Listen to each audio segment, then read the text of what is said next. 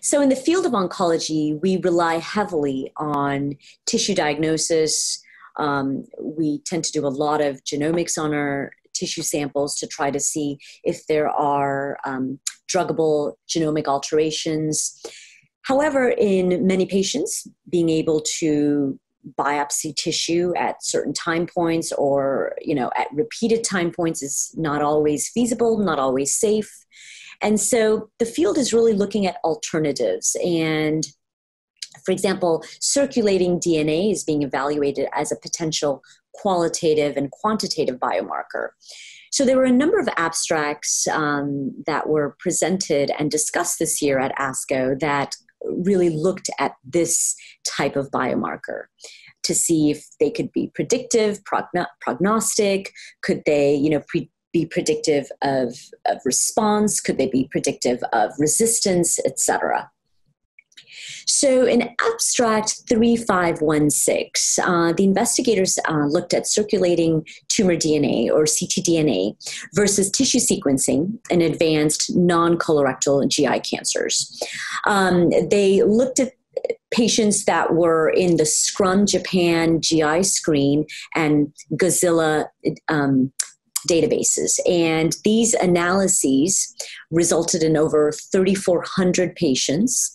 And in general, they found that the proportion of cases with actionable alterations detected was statistically significant between the plasma and tissue-based sequencing. And not only that it led to enrollment into matched trials in pretty similar numbers. The value of ctDNA, with its short turnaround time and perhaps being able to rapidly enroll patients based on that data, was comparable to those tested by tumor tissue sequencing. There did not seem to be any compromise of efficacy. So another abstract, 3517, the investigators actually looked at a number of tumors and kinase fusions that were detected in circulating tumor DNA or ctDNA and how it was in concordance to paired tissue samples.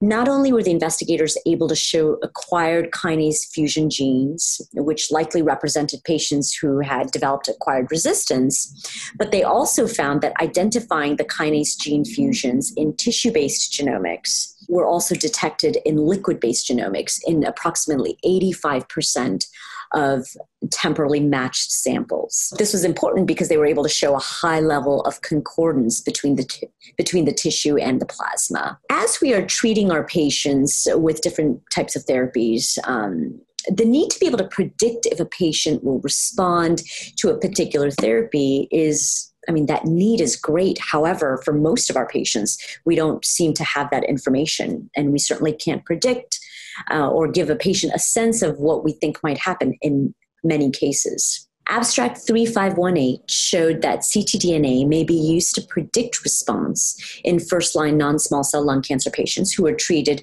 with the anti-PD-1 antibody pembrolizumab plus or minus chemotherapy. And the investigators were able to show that ctDNA decreases actually occurred prior to radiographic assessments and responses in some cases, and it may actually hint at clinical benefit. And, this abstract showed that ctDNA may actually be a biomarker that can be used as an early marker of response, which certainly would be practice changing. Abstract 3519 showed that ctDNA can be also used to monitor resistance. So many of our cancer patients, they might have primary resistance, and of course they might have acquired resistance. So primary resistance is when they don't respond from the get-go. Acquired resistance is when they may have some response or some stable disease, and then through the course of their treatment, later in their treatment, all of a sudden they stop responding. So we know that breast cancer patients may develop acquired resistance to CDK4 and 6 inhibitors. So in this trial, investigators looked at ctDNA to monitor resistance. Patients were randomized to receive the CDK4/6 inhibitor abemaciclib plus a non-steroidal aromatase inhibitor. versus placebo plus a nonsteroidal aromatase inhibitor. And the investigators were actually able to identify acquired genomic alterations potentially associated with emerging resistance of mechanisms to the CDK4/6 inhibitor. These alterations may include the RB1 gene, MYC, as well as AR alterations.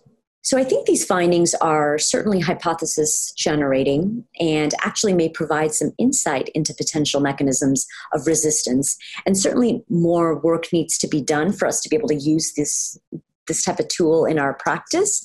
But if available in the near future, I mean, it would be, again, practice changing, because then we can start, seeing biomarkers of resistance perhaps, much sooner than we see radiographic